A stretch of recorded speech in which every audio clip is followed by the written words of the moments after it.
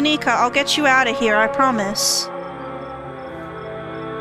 Don't waste your breath trying to talk to them.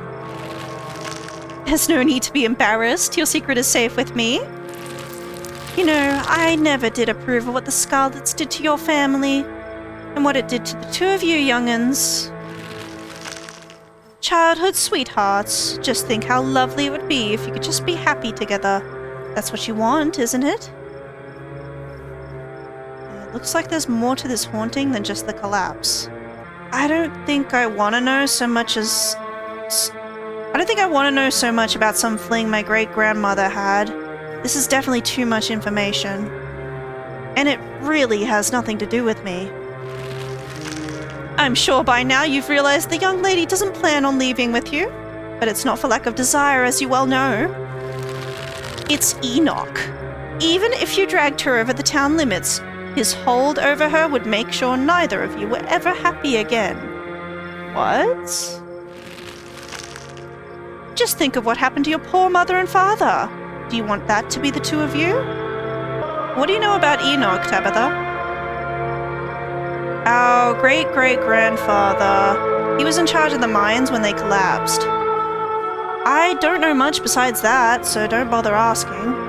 Kenai is the ghost mad because Edwardine and Charlie's romance didn't work out. Pretty pathetic if that's the case. It's not like I'm in a happy relationship, but at least I'm not making it someone else's problem. Powers at work here are stronger than even your love could withstand. You need to break the bonds holding her here, then you can both go free. No more misfortune. Not for you, not for anyone else bold enough to step foot outside the holler. Kanika mimes handing you something, though her hand is empty. Everything you need to know is on that map. What's that about misfortune and stepping foot outside the holler? Is the town cursed? That's where you'll find them. You need her there. And be careful. Good luck to the both of you. I hope you get your happiness. And then she's gone. Tabitha sighs. Okay, let's find the way out. Unless you have any ideas, I don't think there's anything else we can do until we get to the end. Or until we die. Whichever. Before the two of you can leave, a smell hits you. Sweating, suffocated flesh, with a tinge of the saccharine and stomach-churning scent of decay. Whoa! Wayne! There you are. I would have found you sooner, but the resident clearly doesn't want me here. It doesn't seem to have the same issue with these miserable little parasites. Okay. Bottom feeders always manage to slip through the cracks, don't they? Is he helping us? Talk. Talk remains silent, that's funny. How did you get in here? Tamoy. You say that like it would be hard. Creatures like this are all smoke and mirrors, no substance, no real power. Just enough to keep you both going in circles. Tabitha grabs your arm, her grip tight and nervous. We're getting out of here. What an unfortunate situation you've been dragged into, Comet. I don't think that girl is any good for you. Stella, what was that her name? Seems she's skilled at finding trouble. Maybe I should pay her a visit soon, if she makes it out of here alive. Tabitha bolts for the underbrush, desperately pulling you along. Stella. Keen-eye, so Wayne is connected to the ditchlings. Is he? He killed one of them. Right? He knew something about them. I don't know anything about that, and I don't care to find out. But if that gets you to stop engaging him in conversation, then sure, he's connected to the ditchlings and he's super evil and bad, and talking to them, him will curse you. Or whatever it is those things are supposed to do. Ooh. The two of you step out from the brush and into the a long wooden corridor lined by bottles and rails. Ugh. A figure rises to attention, blocking your way. I'm afraid he doesn't have long. If there's anything you need to say to him, I'd say it now. Oh gosh. As Zane is swept away, the room pulls itself to you and you find yourself looming over a deathbed. Oscar lies in its center, looking pitifully small. I'm sorry, boy. Sorry I let my troubles drive your mama away. And sorry those troubles mean I'm leaving you all alone now. So, Oscar is Charles Sr. Yeah, Charles Shaw Sr.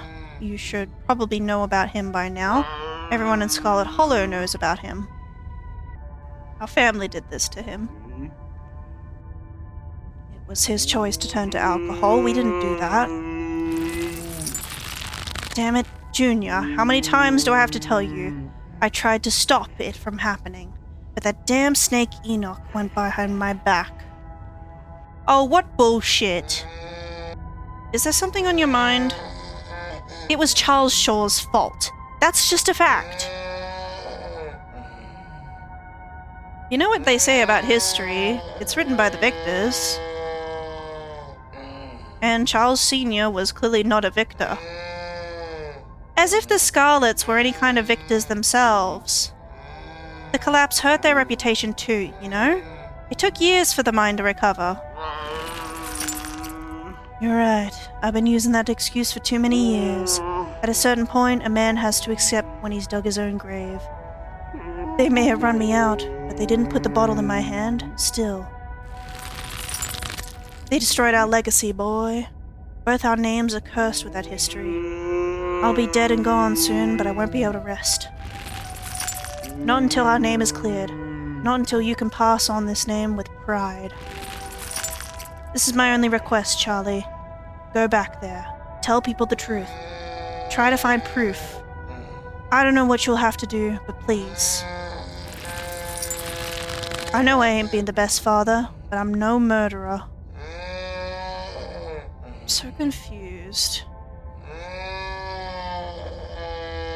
So wait, this is after the scene, before the scene with Stella? I'm confused. Don't even bother listening then. I don't care what this ghost is trying to tell us.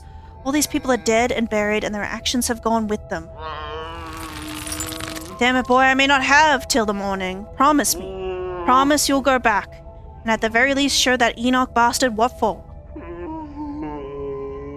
Stand in silence. Oh. You watch as Oscar's body seizes and falls through the sheets, taking the rattling pile of bottles with him. This ghost is so full of it. Your cousin steps forward and disappears through the hole left in the bed, leaving you to follow. Follow her. You find yourself pressed uncomfortably against a trellis. A small castle sits off to one side of the wall, and the bars of a prison loom over both all of it and all of you. Climbing up the trellis again. How very Romeo and Juliet of you. No need to run off. I won't tell the old man. Though you've gotten sloppy, you should try to be more careful if you don't want him putting you in an early grave. Are the bars metaphorical or are they real? You keep asking me things like I know any better than you do. We've both been seeing the same rooms.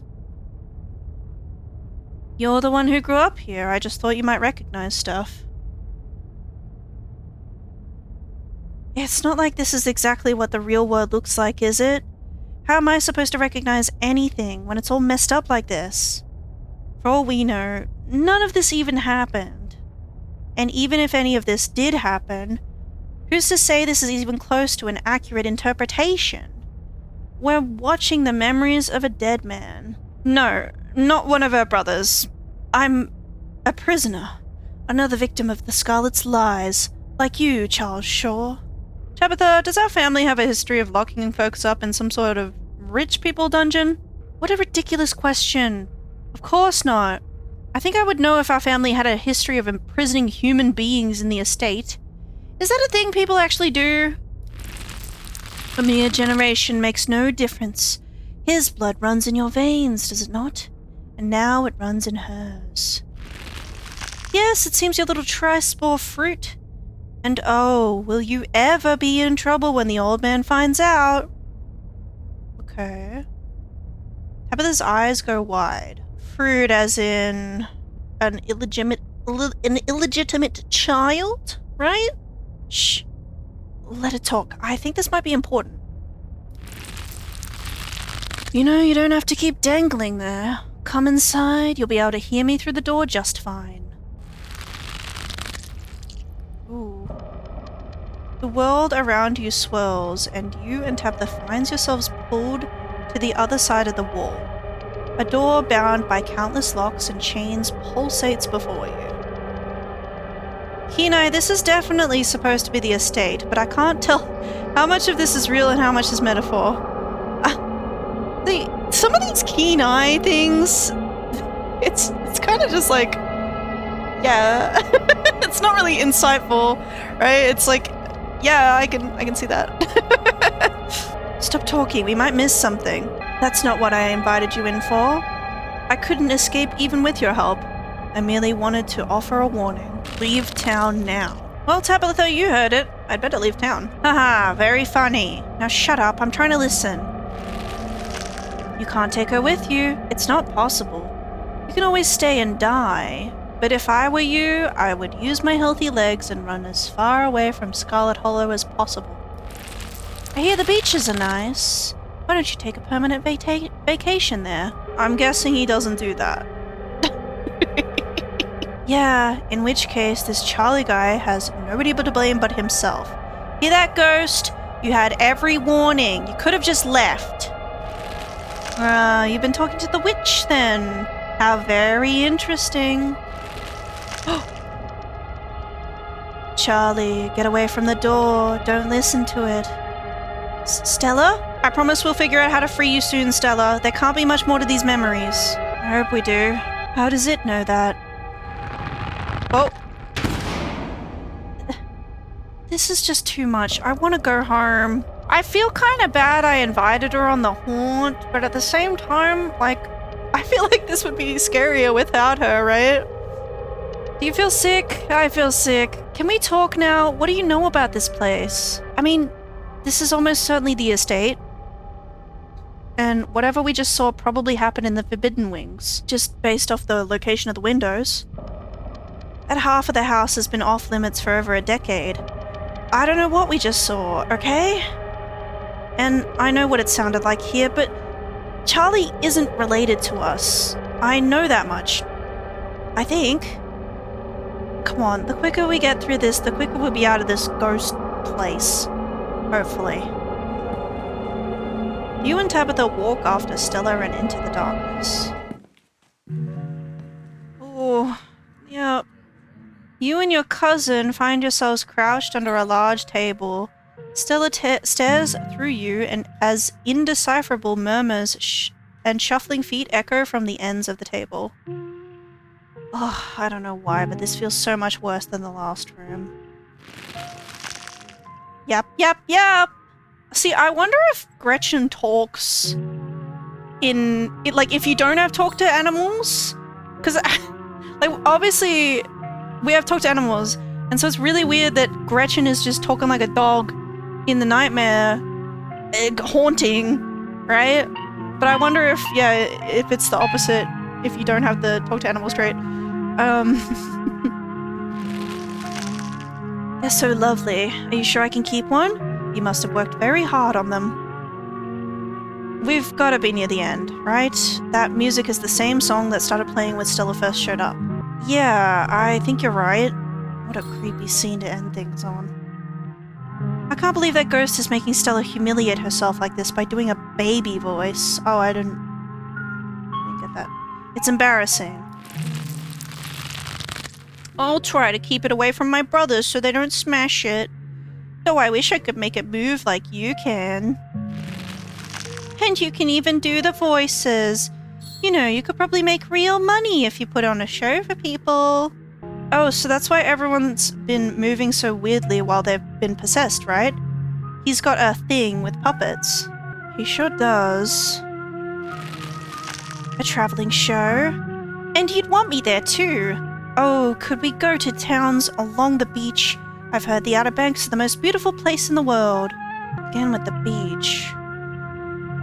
The beaches are nice, I get it. If I ever got on a vacation, that's where I'd go. Thank you, Charlie. I've always wanted to see the ocean. You can see the tiniest shimmer of tears in Tabitha's eyes. She blinks and they're gone. There. Are you done now, Charlie? Can we leave? Everything crashes to a thunderous black before you or Tabitha can get in another word. Oh. Oh.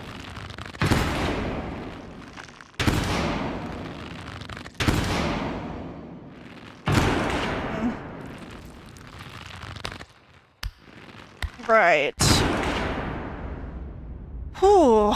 A single spotlight remains, illuminating a trapdoor in the center of the stage. You feel drawn to it. I'm opening it. You carefully step towards the trapdoor. It creaks open all on its own. Oh god, this is so much worse than opening it ourselves. You and Tabitha are shoved from behind and tumble through the hatch. Ooh. Oh, we saw something like this before. It took some digging, but it's there. The map was right. That means there's hope, Eddie. Whatever it is that Enoch did, we can undo it. We can be happy together. Uh-huh. Eddie? Jeez. Oh my goodness.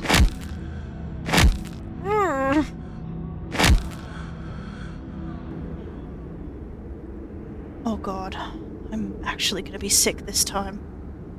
Your cousin violently heaves into the void, but nothing comes up. There's nothing here. This place is completely empty.